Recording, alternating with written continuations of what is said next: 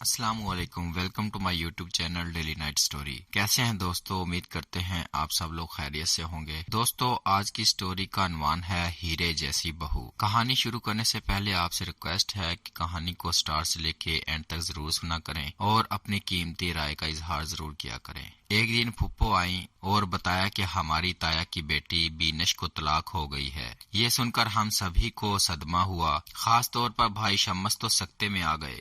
بینش کی شادی کو ایک ہفتہ ہی تو گزرا تھا، تبھی ملال کے ساتھ حیرت بھی تھی۔ جس لڑکے سے شادی ہوئی تھی وہ خوبرو خوشحال تھا، گھرانہ بھی شریف تھا، پھر ایسا کیوں کر ہو گیا؟ میں نے کچھ دیر تو ضبط کیا، جب دل بہت پریشان ہوا ہمت کر کے والدہ سے پوچھ ہی لیا، امی کیا میں پھپھو کے ہمراہ بینش کے گھر چلی جاؤں؟ کوئی ضرورت نہیں، کیا معلوم کرنے جاؤ گی؟ جو معاملہ ہوگا جلد یا بدیر پتہ چل ہی جائے گا۔ یہ ٹھیک نہیں ہوا۔ شمس بھیا بولے بنا نہ رہ سکے، اچھا ہی ہوا ہمیں رشتہ نہیں دیا تو خدا نے اس کو بھی اجاڑ دیا۔ بیٹے کے سوال کے جواب میں امی نے ایسا بے تکا اور غلط جواب دیا کہ ہم سب دم بخود رہ گئے۔ اللہ پاک کا کام جوڑے بنانا ہے، گھر اجاڑنا تو انسان کے غلط فیصلوں کی وجہ سے ہوتا ہے۔ پھپھو جب نہ رہ سکیں بھابھی جان، بڑے بھائی صاحب نے کب انکار کیا تھا؟ آپ ہی نے جہیز کی خاطر بنتی بات کو بگاڑ دیا تھا، ورنہ بینش تو شمس کی بچپن سے منگیتر تھی۔ ہاں امی، آپ کو کیا پتا جس بندھن کو لالچ میں آ کر آپ نے پل بھر میں توڑ ڈالا تھا، اس کا کتنا دکھ ہم دونوں کو ہوا تھا۔ شمس بھائی کے منہ سے یہ بات بے ساختہ ایسے نکل گئی کہ اماں غصے سے سرخ ہو گئی اور بھیا کو مخاطب کر کے کہا، چپ گستاخ، شادی شدہ ہو کر اپنی منگیتر کا ماتم لے بیٹھا ہے، بیوی تو پہلے ہی روٹھ کر میکے بیٹھی ہوئی ہے، اوپر سے تیری یہ باتیں اس کے کانوں تک پہنچ گئیں تو تیرا گھر بھی اجڑ جائے گا۔ وہ تو اجڑے گا ہی، آپ نے بے گناہ بینش کی بد دعائیں جو سمیٹی ہیں، جہیز کے لالچ میں بڑے گھر کی بہو بیاہ کر لائی تھی، اب کہاں ہے وہ جہیز؟ سارا سامان اٹھا کر وہ تو پہلے دن الگ ہو گئی، آپ کو کیا ملا؟ اپنے سے زیادہ حیثیت والوں میں بیٹا بیاہ کے۔ اماں غصے سے اٹھ کر یہ کہتی ہوئی کمرے کے اندر چلی گئی کہ رہنے دے، بڑا آیا تایا کی طرف داری کرنے والا۔ میں نے کہہ دیا ہے، خبردار جو ان کے گھر گیا۔ امی کا یہ جملہ ابا جان نے سن لیا جو اسی وقت گھر لوٹے تھے۔ آتے ہی انہوں نے مجھ سے کہا، بیٹا تم ضرور تایا ابو کے گھر جاؤ اور جا کر معلوم کرو کہ کیوں ہماری بینش کے ساتھ ایسا واقعہ ہوا ہے۔ تایا اور تائی کی دلجوئی کرنا، اماں اپنی ماں کی باتوں پر نہ جانا، ان بیچاروں پر بڑا حادثہ گزرا ہے۔ تمہارے تایا ابو مجھ سے تو خفا ہیں مگر تم سے نہیں، اس لیے تم اور اگر شمس جانا چاہے تو اس کو بھی ساتھ لے کر جانا۔ ابا کی ہدایت پر میں پھپھو کے ہمراہ تایا ابا کے گھر چلی گئی، مگر والدہ نے شمس بھائی کو نہ جانے دیا۔ انہوں نے کہا بھی کہ امی جو ہونا تھا ہو گیا، تایا ہمارے دشمن تو نہیں جو ہم ان کی غم گساری نہ کریں۔ ابا بولے، بیٹا ماں کی باتوں پر نہ جاؤ، ان بیچاروں پر بڑا سانحہ ہوا ہے۔ جی ابا جان، کسی وقت میں بھی جاؤں گا، لیکن امید ہے کہ تایا ابو اب آپ سے خفا نہیں ہوں گے۔ تایا کے گھر میں قدم رکھتے ہی مجھ کو احساس ہو گیا کہ فضا سوگوار ہے اور کوئی ایسا واقعہ ہو چکا ہے جس نے اس مکان کے ہر مکین کے دل پر چپ کی مہر لگا دی ہے۔ میں سیدھی تائی اماں کے پاس چلی گئی، انہوں نے شفقت سے میرے سر پر ہاتھ پھیرا اور کہا، بیٹھو بیٹی، اتنے دنوں کے بعد کیسے آنا ہوا؟ تب میں نے ڈرتے ڈرتے ان سے پوچھا، کیا یہ سچ ہے کہ انہوں نے بینش کو؟ میری بات پوری ہونے سے پہلے ہی بینش سامنے آ گئی اور بولی، آپی مجھ سے پوچھئے کہ کیا ہوا ہے۔ پھر وہ بتانے لگی، میں جس راستے سے کالج جایا کرتی تھی وہاں ایک لڑکا موٹر بائیک پر ہر روز ہمارے پیچھا کرتا تھا۔ خالدہ میری دوست کا گھر راستے میں پڑتا تھا، تبھی ہم دونوں اکٹھی کالج سے نکلتی تھی۔ ہمیں بہت غصہ آتا تھا جب ہم اس لڑکے کو اپنے پیچھے آتے دیکھتی تھی۔ میں برقع اوڑھتی تھی جبکہ خالدہ بغیر برقع ہوتی تھی۔ اس لڑکے کا نام ہمیں معلوم نہیں تھا، خالدہ نے اس کا لقب آوارہ گرد کر کے رکھ دیا تھا۔ جب وہ پلٹ کر دیکھتی تو کہتی، بینش تیز چلو، وہ کمبخت پھر آ رہا ہے۔ وہ آوارہ دراصل خالدہ کے پیچھے آتا تھا کیونکہ اس کی توجہ میری سہیلی ہی کی طرف رہتی تھی، وہ اسی پر زیادہ تر فکرے کرتا تھا۔ اگر وہ کالی چادر اوڑھے ہوتی تو کہتا، کالے بادلوں میں چاند چھپا ہے، اگر اس کے کپڑے سفید ہوتے تو کہتا حوروں کا لباس پہنا ہوا ہے، کہیں تم حور تو نہیں ہو۔ غرض وہ ہر طرح سے ہمیں زج کرنے کی کوشش کرتا۔ وہ اچھے کردار کا نہیں تھا کیونکہ بہت واہیات گانے اپنی پاکٹ ٹیپ ریکارڈر میں لگائے رکھتا تھا، مگر ہم اس طرح ظاہر کرتی جیسے ہم اس کا کوئی نوٹس نہیں لیتی۔ ایک دن اس نے حد کر دی، موٹر سائیکل خالدہ کے قریب روک کر اس کو لفٹ کی پیشکش کر دی، اور جب وہ پیچھے ہٹی تو اس کے بہت قریب موٹر سائیکل لانے لگا۔ وہ گھبرا گئی اور اس کے ہاتھ سے کتابیں گر گئیں۔ وہ دوڑ کر میرے پیچھے چھپ گئی۔ مجھے اتنا غصہ آیا کہ میں نے کھینچ کر چپل اس آوارہ کے سر پر جڑ دی۔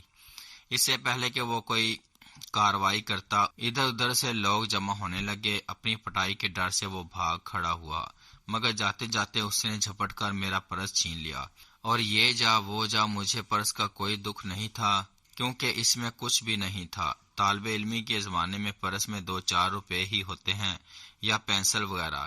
البتہ اس میں میرا شناختی کارڈ تھا جس پر میرا نام اور گھر کا پتہ لکھا ہوا تھا، بس اسی کا مجھ کو دھڑکا تھا۔ اس حادثے کے بعد وہ دوبارہ ہمیں دکھائی نہیں دیا تو ہم نے سمجھ لیا کہ وہ ڈر گیا ہے، اب ہم کو تنگ کرنے نہ آئے گا۔ فائنل ایئر کے پیپر ختم ہوئے تو میں گھر بیٹھ گئی۔ ان دنوں یوں بھی شمس سے رشتہ ٹوٹ جانے پر مغموم رہنے لگی تھی اور خود سے لا تعلق سی ہو گئی تھی۔ رشتے آتے تھے مگر میں ان میں دلچسپی نہ لیتی تھی۔ اماں کچھ بتانے کی کوشش کرتی تو چڑ کر کہہ دیتی کہ جہاں مرضی بیاہ دیں، مجھ سے کیوں پوچھتی ہو۔ انہی دنوں میرے لیے ایک رشتہ آیا، سنا کہ بڑے امیر لوگ ہیں، لڑکا بھی تعلیم یافتہ ہے۔ اماں نے ہاں کر دی۔ انہوں نے جلد شادی کی تاریخ مانگ لی۔ ابا نے بہت روکا کہ غیر لوگ ہیں، جلد شادی غلط ہوتی ہے، مگر والدہ مجبور تھیں کیونکہ یہ لوگ جہیز نہیں لے رہے تھے، صرف لڑکی کو بہو کے طور پر رخصت کر کے گھر لے جانا چاہ رہے تھے۔ اور ابھی تو آپا بھی بیٹھی تھی، ان کا رشتہ نہیں ہو رہا تھا۔ امی نے سوچا ایک بیٹی کا فرض ادا ہو رہا ہے اور اچھے خوشحال گھرانہ ہے، امیر لوگ ہیں، ان کے توسط سے بڑی لڑکی کا رشتہ بھی کسی اچھے گھر میں ہو جائے گا۔ ایک دن میں نے آپا سے پوچھا بھی تھا کہ آپ نے لڑکا دیکھا، کیسا ہے؟ وہ بولی بہت اچھا، دراز قد اور خوبصورت شکل صورت کا ہے، کہو تو تصویر منگوا دوں، مگر میں نے منع کر دیا کہ جب نصیب میں یہی ہے تو اب تصویر کا کیا دیکھنا، پہلی منگنی تو راست نہ آئی، اب جس سے بھی شادی ہو جائے کیا فرق پڑتا ہے، جب اماں ابا بہنوں سبھی نے دیکھ لیا تو میں نے کیا دیکھنا۔ لڑکے نے بھی تو مجھ کو دیکھنے کی بات نہ کی تھی، اپنے گھر والوں کی پسند پر بھروسہ کر لیا تھا۔ جب چچی نے منگنی برقرار نہ رکھی تو میرے والدین نے کہیں تو میری شادی کرنی تھی۔ شادی کے دن میں بے حس بیٹھی تھی، دل کہیں تھا دماغ کہیں۔ جب وہ کمرے میں آیا اور اس نے میرا گھونگھٹ اٹھایا تو میں چونک پڑی۔ مجھے اپنی آنکھوں پر یقین نہ آ رہا تھا، یہ تو وہی آوارہ تھا۔ اس نے آتے ہی کہا، محترمہ، تمہاری چپل کھانے کے بعد قسم کھائی تھی کہ اس احسان کا بدلہ ضرور دوں گا جو چپل کی مار سے مجھ پر قرض ہو گیا تھا۔ اس قرض کو اتارنے کے لیے تمہاری کھوج لگائی اور رشتہ بھیجا۔ یہ خوش قسمتی کہ رشتہ قبول ہوا اور مجھ کو آج آپ کا وہ احسان اتارنے کا موقع مل گیا ہے۔ سہاگ رات تو خیر میں تمہاری خراب نہ کروں گا، البتہ اگلے دن سوچوں گا کہ جو عورت بھرے بازار میں مجھے چپل مار سکتی ہے، اس کے ساتھ آگے زندگی گزارنی چاہیے یا نہیں۔ یہ تھا میرا جرم۔ بینش نے دوپٹے کے پلو سے اپنے آنسوؤں کو جذب کیا۔ مجھے بہت دکھ ہوا، میں نے اسے گلے لگایا اور بولی، کاش بینش میں تمہارا دکھ دور کر سکتی، لیکن یہ میرے بس میں نہیں ہے۔ بھائی شمس بھی تمہاری طلاق کا سن کر بہت افسردہ ہیں، وہ کسی دن ابا جان کے ساتھ تایا ابو اور تائی جی کے پاس آئیں گے۔ گھر جا کر میں نے والدین کو تمام صورتحال بتائی۔ والدہ تو خاموش رہیں لیکن ابا جان کی آنکھوں میں نمی تیر گئی۔ بینش کوئی غیر نہ تھی، ان کے سگے بھائی کی بیٹی تھی جس کو وہ اپنی اولاد کی طرح چاہتے تھے۔ ان کو بہت دکھ تھا، اگر امی اپنی چال بازی سے اس رشتے کو ختم نہ کرتی تو آج ہمیں بینش کی طلاق کا صدمہ نہ سہنا پڑتا۔ اس واقعے کے بعد میں نے نوٹ کیا کہ بھائی جان بجھے بجھے اور گمسم رہنے لگے ہیں۔ منگنی ٹوٹنے اور بینش سے شادی نہ ہونے کا دکھ تو انہوں نے کسی طور جھیل لیا تھا، لیکن اب طلاق کا افسوس ان کو اندر اندر کھائے جا رہا تھا۔ سچ ہے، جو ساتھی پیارا ہو، خواہ اسے انسان حاصل کر سکے یا نہیں، لیکن دل میں سچا پیار ہو تو اپنے محبوب کی جدائی سے زیادہ اس بات سے اضطراب رہتا ہے کہ میرا محبوب اجڑ گیا ہے، پھر اسے اپنی خوشی بھی خوشی نہیں لگتی۔ بھائی کو بھابھی کے روٹھ جانے کا دکھ تھا۔ ہم بھی چاہتے تھے کہ جب شمس بھیا کی شادی ہو چکی ہے اور گھر آباد ہو گیا ہے تو آباد ہی رہنا چاہیے، اب اس گھر کو اجاڑنا نہ چاہیے۔ ہم نے کبھی یہ نہیں سوچا کہ اگر ہماری بھابھی ہمارے ساتھ گھل مل کر نہیں رہتی اور ہمیں اہمیت نہیں دیتی تو نہ صحیح یہ دونوں ایک دوسرے کے ساتھ ہنسی خوشی زندگی بسر کریں، یہی ہمارے لیے بہت ہے۔ امی اور ابا جان نے کافی کوشش کی، کئی بار بہو کو منانے بھی گئے۔ ان کے والدین نے کہا ہم تو آپ سے ناراض نہیں اور نہ آپ سے کوئی گلہ ہے، ہماری بیٹی کو راضی کر لیں، ان کو کچھ گلے شکوے ہیں۔ امی نے کہا آپ کی بیٹی نے گھر کا مطالبہ کر دیا تھا، ہم نے کہا کہ ہم کرائے کے گھر میں چلے جاتے ہیں، ہماری بہو علیحدہ رہنا چاہتی ہے۔ بے شک رہے، تب بھی بہو نے اعتراض کیا آپ لوگوں کا گھر میرے رہنے کے لائق نہیں، میں ایک عالیشان بنگلے سے آئی ہوں، تنگ گھر اور اتنے سارے لوگوں میں نہیں رہ سکتی۔ میرے بیٹے نے یہ فرمائش بھی پوری کر دی، اب بھی آپ کی صاحبزادی خوش نہیں ہے، تو بتائیے کیا کریں؟ بھابھی بولی مجھے آپ کے بیٹے سے شکایت ہے کہ وہ مجھے وہ سہولیات فراہم نہیں کرتے جن کی میں عادی ہوں۔ بیوی کو ہر طرح کا آرام پہنچانا تو شوہر کا فرض ہے۔ بیٹی نتاشا، جتنی اس کی تنخواہ ہے وہ اسی قدر آپ کو آرام پہنچا سکتا ہے، بنگلے میں رہنے کا کرایہ بھی وہ کس طرح ادا کرتا ہے، تبھی دوسری فرمائشیں پوری نہیں ہو پاتی۔ میری کوئی بہت بڑی فرمائشیں نہیں ہیں آنٹی، میں ہر ماہ زیورات کے سیٹ خریدنے کی تو ان سے فرمائش نہیں کرتی، ہر ماہ چند اچھے نئے برانڈ کے جوتے، جوڑے، پرس وغیرہ تو ہر بیوی ہی لیتی ہے۔ میں جس سوسائٹی میں رہتی ہوں اگر ان کی طرح بن ٹھن کر نہ جاؤں گی تو میری عزت خاک رہ جائے گی۔ اگر شمس میری یہ ساری جائز خواہشات پوری نہیں کر سکتے تھے تو کیوں کی تھی اپنے سے بڑے گھرانے میں شادی؟ اپنے جیسے لوگوں میں شادی کرنا چاہیے تھا۔ اس کی مجرم میں ہوں بیٹی، میں نے اس کے لیے دلہن ڈھونڈی تھی اور آپ لوگوں سے رشتہ ناتا جوڑا، آپ اچھے اخلاق والے تعلیم یافتہ لوگ تھے، خبر نہ تھی کہ آپ ہم کو حقیر سمجھیں گے۔ تب تو آپ کے والدین نے میرے بیٹے کا رشتہ پسند کر لیا اور ہاں کہہ دی تھی کہ وہ آفیسر ہے، انجینئر ہے، اس کا مستقبل روشن ہے۔ اب کیوں ہم آپ کے معیار کے نہیں رہے؟ انسان محنت کرتا ہے تو رفتہ رفتہ ترقی کر کے مستقبل بنا لیتا ہے، اس میں تھوڑا سا وقت تو لگتا ہے، یہ رفتہ رفتہ والا معاملہ آپ رہنے دیں۔ جب اچھا کھانے پینے، سجنے سورنے، سیر و تفریح سے لطف اندوز ہونے کی عمر ہو تو انسان کے پہلے کچھ نہ ہو، اور جب تک مستقبل شاندار ہوگا تب تک خواہشیں ختم ہو جائیں گی، آرزویں مر جائیں گی، ہم ادھیڑ عمر ہو جائیں گے تو زندگی کا کیا لطف باقی رہ جائے گا؟ مجھے نہیں چاہیے یہ کچھوے کی چال جیسا شاندار مستقبل، مجھے بس طلاق چاہیے۔ نتاشا بھابھی کے اس مطالبے پر سبھی انگشت بدنیداں ہو گئے۔ امی کی لالچ کا جواب بہو کی طرف سے بھی لالچ سے ملا، گویا جیسا بویا ویسا کاٹا۔ نتاشا کو اس کی ماں باپ نے بھی سمجھایا کیونکہ شمس بھائی کو وہ اچھا جانتے تھے اور ہم ایسے بھی گئے گزرے لوگ نہ تھے، خوشحال تھے، مکان اپنا تھا، کچھ زرعی زمین تھی، میرے بھائی تعلیم یافتہ اور برسر روزگار تھے، آفیسر تھے مگر چھوٹے آفیسر تھے، کیونکہ ابھی انہوں نے اپنے کیریئر کی ابتدا ہی کی تھی۔ بہرحال جب بات نہ بنی تو میرے والدین اپنا سا منہ لے کر آ گئے۔ انہوں نے شمس کو بتا دیا کہ بہو کے والدین تو ٹھیک سوچ رکھتے ہیں مگر نتاشا کی سوچ نئے زمانے کی ہے، وہ کوئی بات سننا اور سمجھنا نہیں چاہتی، اپنی خواہشات پل بھر میں پورا کر لینا چاہتی ہے۔ وہ چاہتی ہے کہ تم یہ مکان اور زرعی اراضی کو فروخت کر کے اس کے لیے شاندار گاڑی اور نیا گھر خرید کر اس کے نام کر دو، تب ہی صلح ہو سکتی ہے۔ اگر تم کو یہ منظور ہے تو ٹھیک ہے، ہم سڑک پر آ جائیں گے تو بھی کوئی بات نہیں، تم بیوی کے خواب پورے کر کے اپنا گھر آباد کر لو۔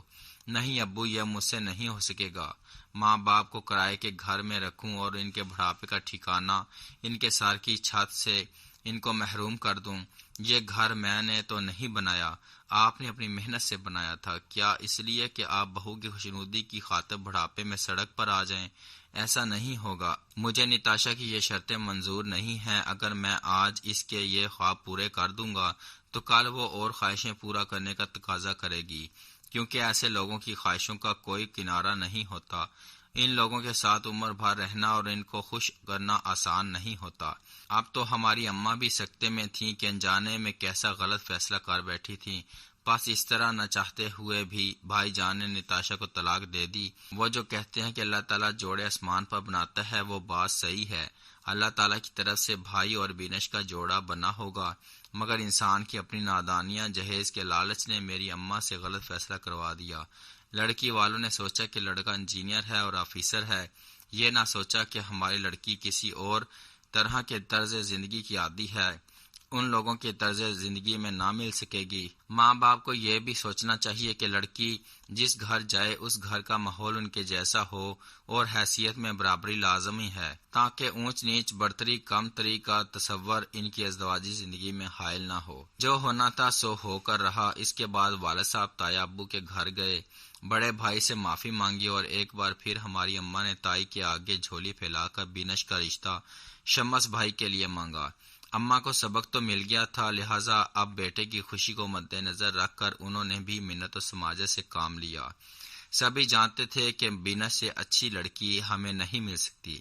ہماری بھابھی بننا بینش کے مقدر میں تھا، لہٰذا وہ دلہن بن کر آ گئیں۔ لیکن متعلقہ ہونے کے بعد ہم سب پھر بھی خوش تھے کہ ہمارے گھر کی خوشیاں لوٹ آئی تھیں اور ہمارے گھر کو ہیرے جیسی اچھی بہو بھی مل گئی تھی۔ بینش میں ایسی خوبیاں ہیں کہ خدا ایسی بھابھی ہر کسی کو دے۔ یہ تھی آج کی سٹوری۔ امید کرتے ہیں آپ سب دوستوں کو بہت پسند آئی ہوگی۔ اپنا فیڈ بیک ضرور دیا کریں اور اپنے دوستوں کے ساتھ اس کہانی کو بھی ضرور شیئر کیا کریں اور چینل کو بھی سبسکرائب کر دیں۔ شکریہ۔